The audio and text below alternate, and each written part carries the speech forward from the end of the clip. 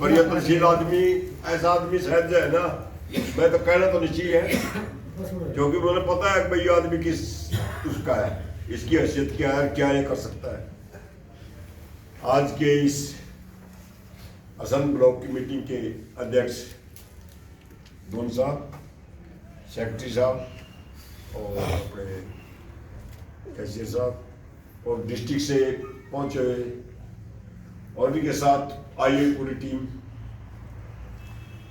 और मुड़क ब्लॉक के हमारे उप प्रधान मान साहब और पूरे ब्लॉक से आए हुए। वैसे तो समझ को नौजवान का नौजवान तो नहीं है, पर नौजवान ही कहेंगे जो से यहाँ आगे मतलब से नहीं आए उनका क्या करना भाई। पहले तो मैं छोटे से उससे शुरू करूँ, हमारे पूरे हरियाणा के अंदर कितने एमएलए ऐसे जो रिटायर हो रहे हैं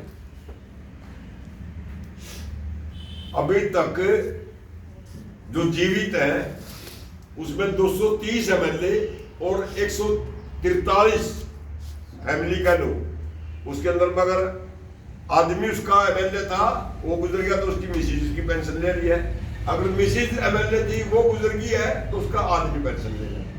143 ऐसे आदमी है जो कि हर महीने 28 करोड़ रुपया हरियाणा सरकार से पेंशन ले रहे हैं। 28 करोड़, इतने एमएलए, इतने जीवित और इतने मुर्दा। अब रही एमपी की बात, एक्चुअल उसका मुझे डाटा मिला नहीं, मेरे को तो बताने वाले ने बताया कि 40 या 41 ही एमपी है। भाई उनको क्या मिलता है, एक एमपी पहली पेंशन उसको 31,000 रुपए है, फिर जब तक वो जिएगा तब तक उसको 2,500 रुपये पर ईयर उसके बढ़ते रहेंगे। उसके अंदर में उनका जैसे हमारे डीए मिलता है, उनको डीए नहीं है लेकिन 2,500 रुपये उनको per month no per year उसको बढ़ते रहते हैं। 34 डोमेस्टिक फ्लाइट, भाई यहाँ वाले जम्मू से जब गोवा जाना है, इस तरह वो 34 फ्लाइट कर सकता है एक साल के अंदर में, उसके ऊपर उसका कोई पैसा नहीं लगेगा। किसी को दिल्ली के अंदर में जाएगा, दिल्ली के अंदर में अगर उसने खाना खाना है, अगर वो उसमें चला जाएगा लोकसभा में अपना तो, और इनकी जो अपने एमएलएज हैं इनको पेंशन जो मिलती है वो हमारे ओपीएस की जिस तरह हमें मिलती है डीए के हिसाब से, उसके हिसाब से मिलती है। एमपी का अलग से है, इनका अलग से है।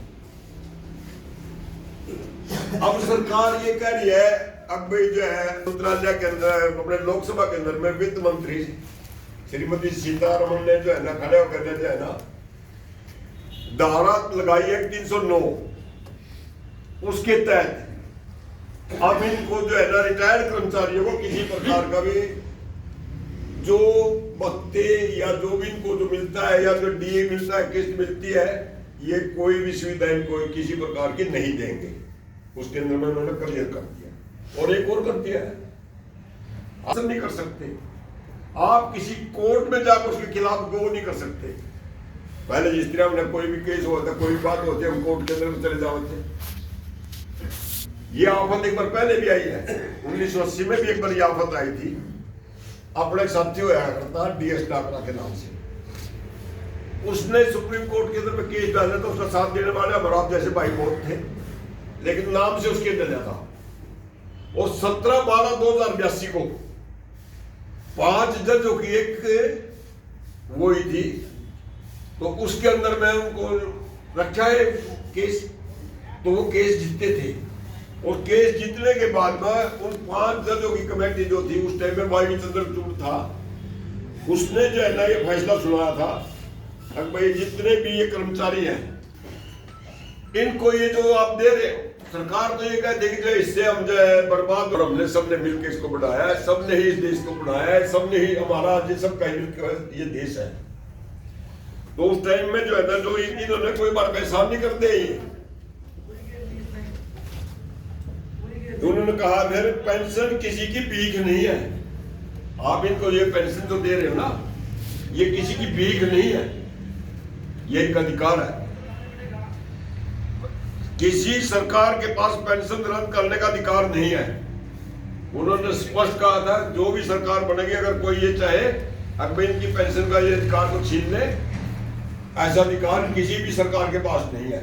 उस टाइम के जो जज थे, उसके बाद तो चंद्रचूड़ का जो है एक बार अपना, अब तो 53, तो आप लोगों की किस्मत अच्छी है, सूर्यकांत जो बड़े हैं वो अपने यहीं पे टवाड़ का है, हिसार डिस्ट्रिक्ट से है, हरियाणा से है।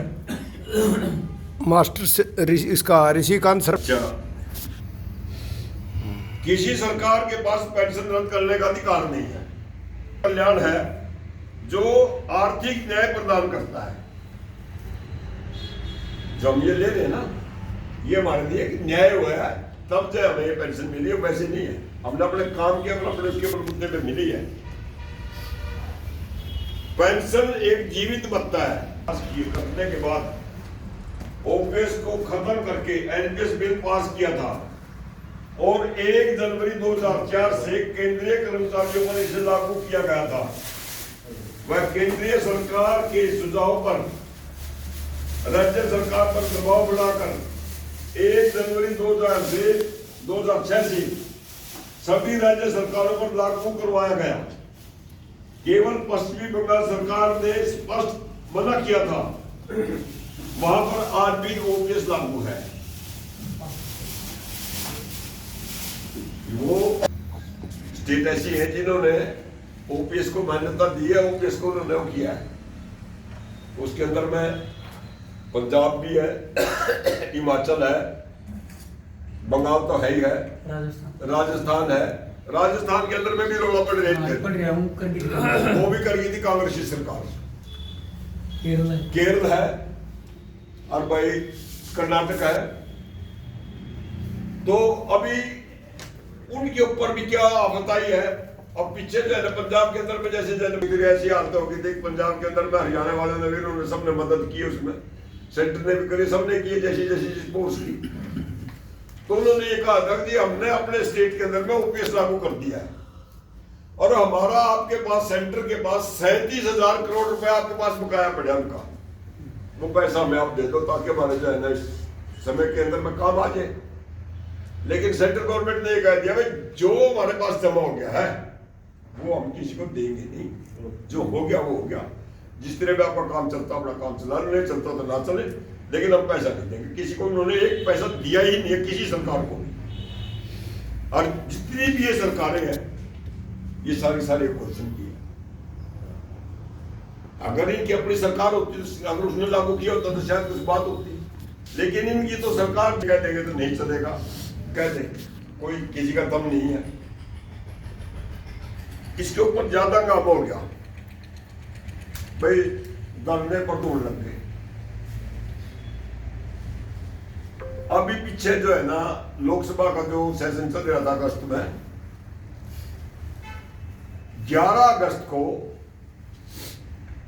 विपक्ष के कुछ एमपी खड़े हो गए।